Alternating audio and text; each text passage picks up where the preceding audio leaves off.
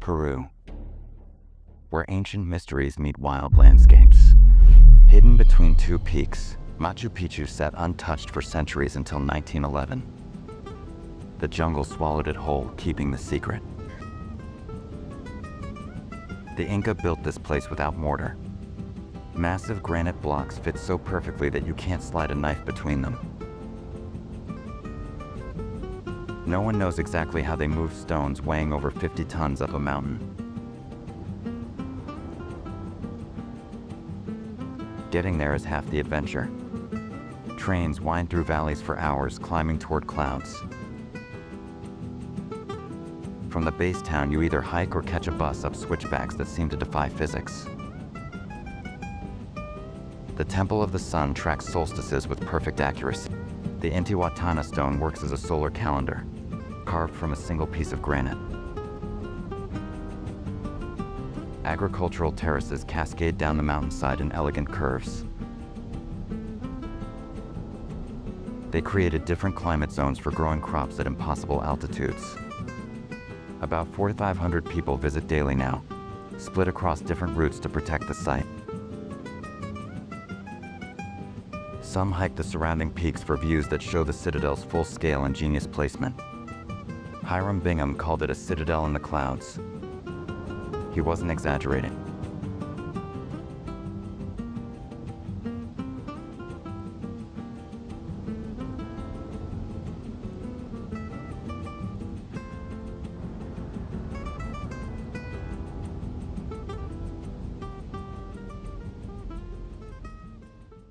The Amazon takes up 60% of Peru. From up here, this isn't just a jungle. It is a boundless ocean of green that seems to go on forever. The river cuts through the dense canopy like a massive silver artery. It winds through the landscape, feeding the most complex ecosystem on Earth. From the air, you realize the sheer magnitude of this isolation.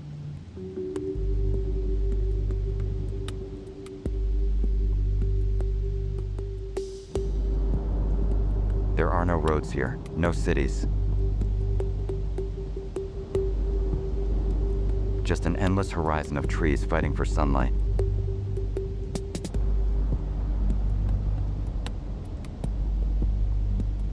The canopy is so thick it completely swallows the ground below. It hides a universe of life beneath the leaves, keeping its secrets in the shadows. This is the lungs of the planet, breathing in silence. The Amazon basin covers 40% of the South American continent. What you are seeing is the world's largest drainage system. The river discharges more water than the next 7 largest rivers combined. It functions as the primary artery for the entire ecosystem. The canopy below forms a dense, continuous layer of biomass. This forest acts as a critical global carbon reservoir. Billions of trees here pump water vapor into the atmosphere. This phenomenon creates flying rivers that regulate rainfall across the hemisphere. In this deep section of the basin, human infrastructure is non-existent. There are no highways, bridges, or power grids. It remains a biological frontier that regulates the planet's climate. This is raw wilderness on a continental scale.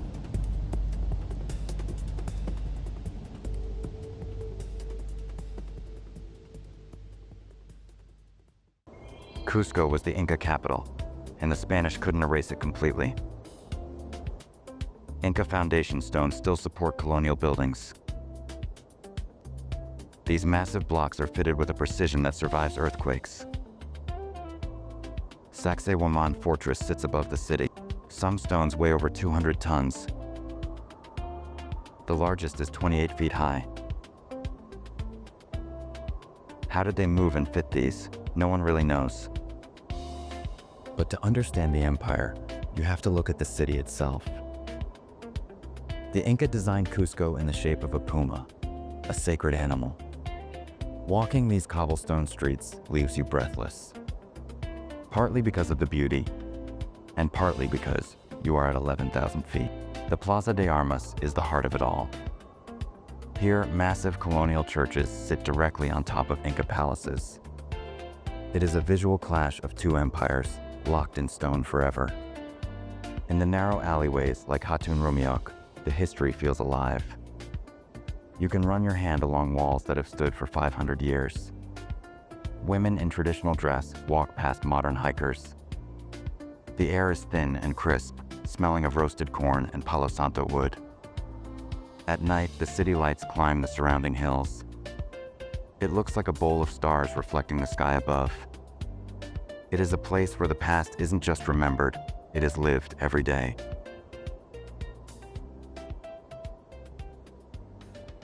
The Sacred Valley stretches between Pisac and Ollantaytambo.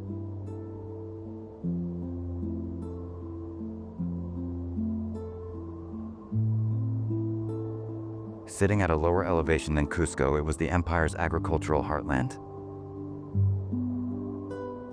Those terraces still produce corn kernels bigger than anywhere else. Ollantaytambo is the only Inca town still lived in as designed. The fortress guards the valley entrance, and the Temple of the Sun crowns the top. The pink granite used came from a quarry 6 miles away, across a river and up a mountain. Somehow they made it work. Moray is wild.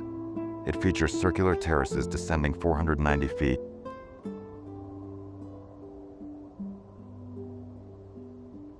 Each level has a different temperature, like a giant agricultural laboratory.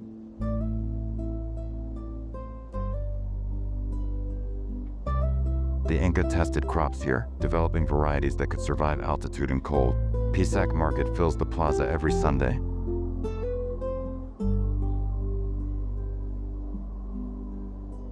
Textiles, ceramics, produce. It's been happening since Inca times.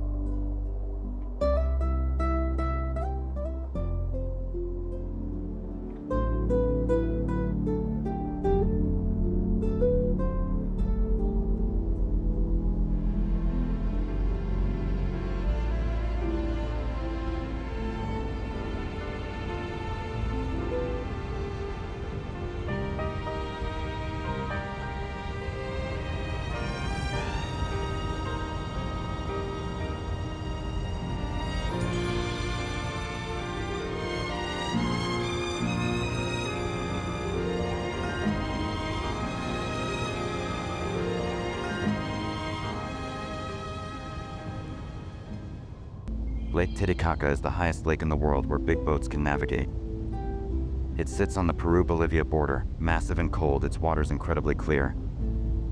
The Uros people live on floating islands made entirely of reeds. They've done this for 500 years. The islands need constant maintenance, with fresh reeds layered on top as the bottom rots. Walking on them feels bouncy, almost surreal.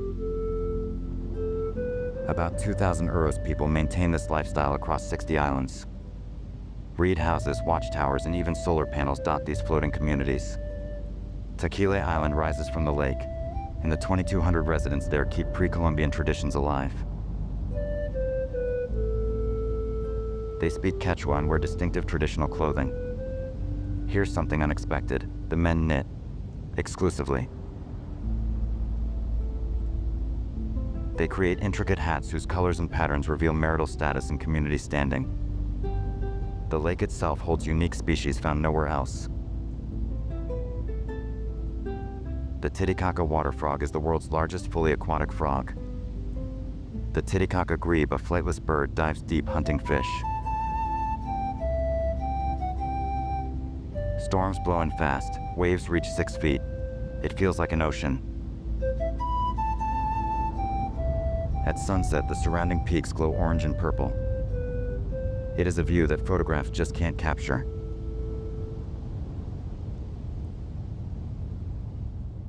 Lima spreads along the Pacific for 40 miles. 10 million people call it home. That's 1/3 of Peru's entire population. The historic center earned UNESCO status for good reason. Colonial buildings from the 1500s survived countless earthquakes through clever construction. The Monastery of San Francisco houses catacombs with an estimated 70,000 bodies. The bones are arranged in geometric patterns. But Lima's real claim to fame, the food. This city has mastered gastronomy on a world-class level. Central, Maido, Gyole. These restaurants regularly appear on global best-of lists. Ceviche is Lima's signature. Raw fish cooked in lime juice with ají peppers and red onions. The marinade itself becomes tiger's milk, sold as a hangover cure. Lima's cuisine blends indigenous ingredients with Spanish colonial techniques. It also mixes in African influences and massive Chinese and Japanese immigration. This fusion exists nowhere else. Miraflores perches on coastal cliffs above the Pacific. The boardwalk stretches for miles. Locals paraglide off the cliffs while surfers catch waves below. At sunset, the ocean turns to liquid gold. In the middle of Miraflores sits Huacachina, a pyramid from 500 AD. This pre-Inca structure, built with millions of adobe bricks, is a reminder. Sophisticated civilizations thrived here long before the Inca.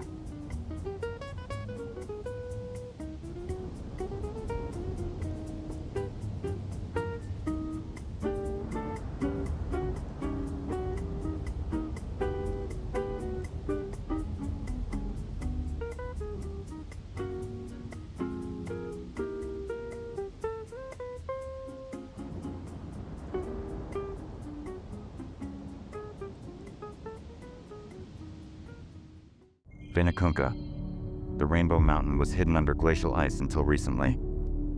Climate change exposed the colored stripes, and suddenly the world knew about it. The colors are real. Millions of years of mineral deposits created them. Red and pink mean iron.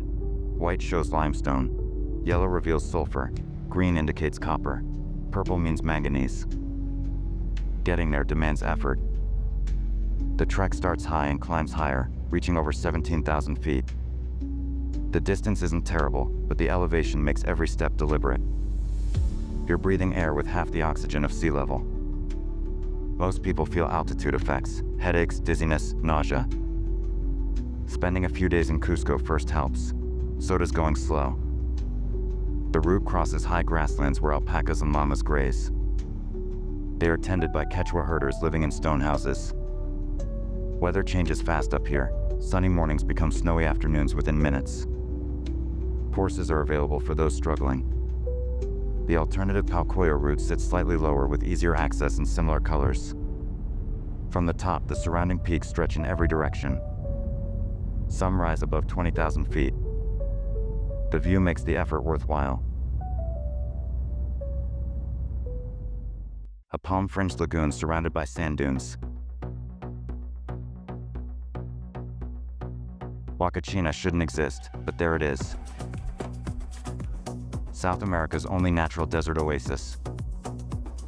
Maybe 100 people actually live here full-time. The village circles a small lake fed by underground springs.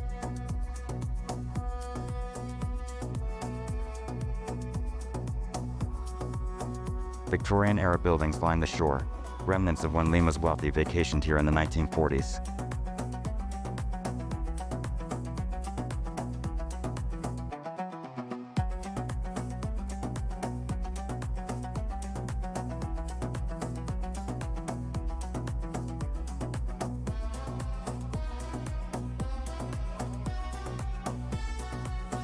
The real draw is the dunes. Some reach 1,600 feet high. Dune buggy tours are cheap and absolutely wild. The 8-powered machines with roll cages attack the sand at insane speeds.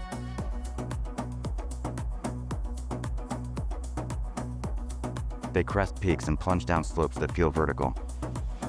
Then comes sandboarding. Lie on your stomach, point downhill, hold on.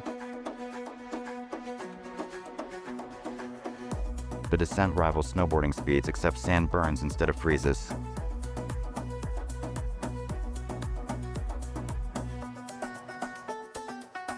Some people try standing runs, carving turns down massive faces. Sunset tours time everything perfectly. From the highest dunes, the desert extends forever, painted orange and purple. Coastal fog rolls in from the Pacific, creating a wall of white. Huacachina sits near Ica, Peru's pisco capital. Local distilleries use techniques from the 1500s.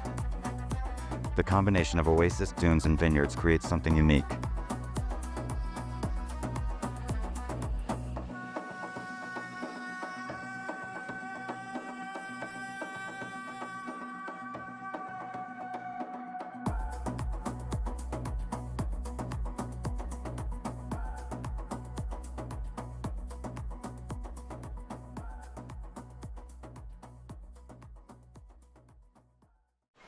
Where the cold Humboldt Current hits Peru's coast, the ocean explodes with life. The Paracas Peninsula protects 800,000 acres of desert coastline and sea. Islas Ballestas earned the nickname Peru's Galapagos. Boat tours leave at dawn when the sea is calm. The smell of guano hits first. Thousands of tons of bird droppings create an unforgettable aroma. But the spectacle overwhelms any discomfort. Sea lions cover every rock surface, thousands of them. Bulls weighing 800 pounds battle for territory while females nurse pups in protected coves. Humboldt penguins, the only penguins living this far north, waddle across rocks. These endangered birds thrive here because the cold current brings abundant fish. Birds nest in colonies numbering tens of thousands. Boobies, cormorants, pelicans. The guano they produce was once Peru's most valuable export, literally financing the nation's economy. On the way, boats pass El Candelabro, a massive figure carved into the hillside. It's 600 feet tall, dates to 200 BC, and shares similarities with the Nazca lines. The Paracas coastline offers lunar landscapes. Red beaches from volcanic rock. Dramatic cliffs where rock arches once stood before earthquakes took them.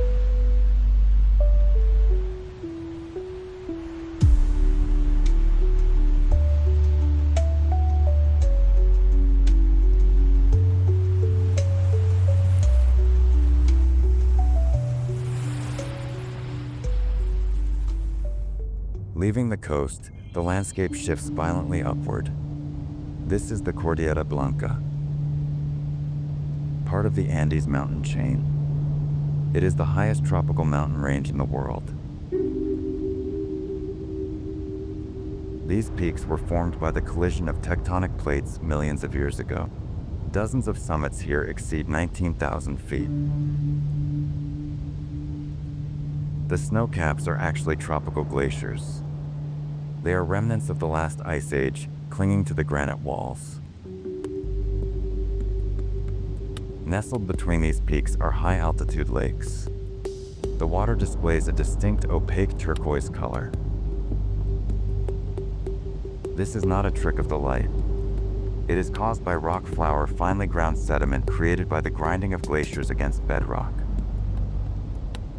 The particles stay suspended in the meltwater, reflecting sunlight in a specific spectrum. The environment here is an alpine desert. The air holds half the oxygen found at sea level. Vegetation is limited to hardy ichu grass and moss that can withstand freezing nights. This geological spine divides the continent. It blocks weather systems from the east and traps moisture from the west. These mountains don't just define the landscape, they dictate the climate for the entire country.